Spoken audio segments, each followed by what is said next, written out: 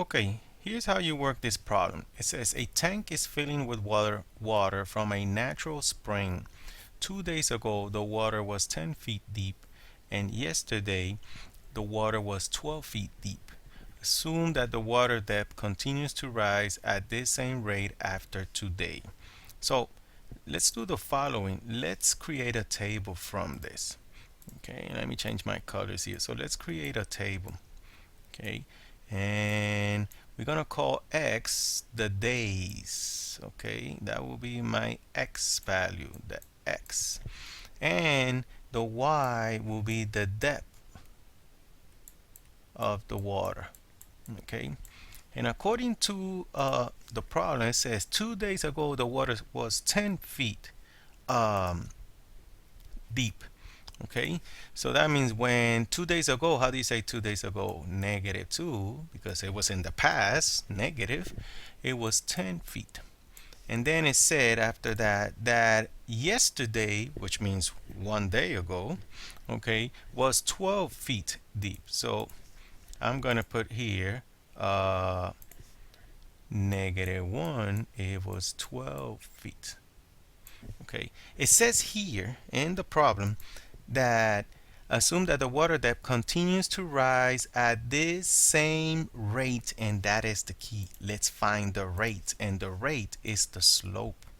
Okay, and the slope, as you know, the formula is y2 minus y1 over x2 minus x1, or put it this way, okay, it will be the change of y's over the change of x.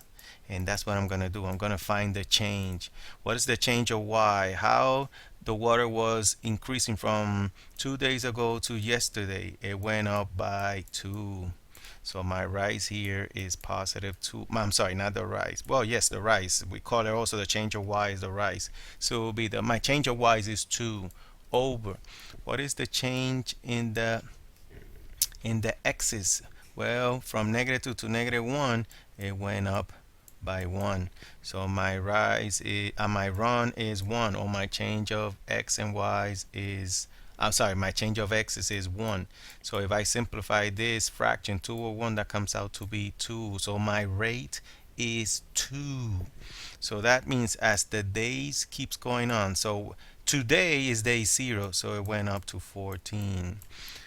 Tomorrow, okay, will be 1. That will be going 16, because every time is changing by 2. Okay, every time is changing by 2. 2 days after today, that will be 18. 3 days after today, that will be 20. Okay, and I can keep going on and on and on, filling up that table. So now you have an idea what is going on. I already know my slope is 2. Okay, and from the table I can figure out that my equation here is going to be y equal mx plus b.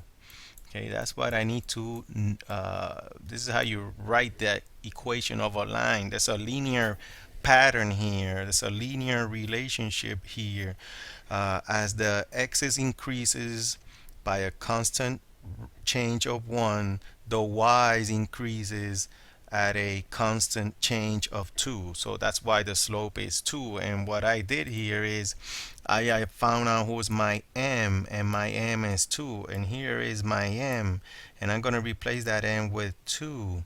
Now I need to know who is my b, and my b is my initial value. But in algebra we call that the y-intercept. And the y-intercept is when the value of y when the x is 0. And when I look here, okay, what is the value of y when the x is 0? Is 14. So that means my b is 14. So my equation is going to be 2x plus 14. And that's why you need to type in cognitive tutor here. Okay, or in adaptive math practice, I should have said. So we're gonna write 2x plus 14. Okay, now If, okay, now here we're going to fill out a similar table like I have here. If the depth is 14, okay, if the depth is 14, let's go back to my little table here.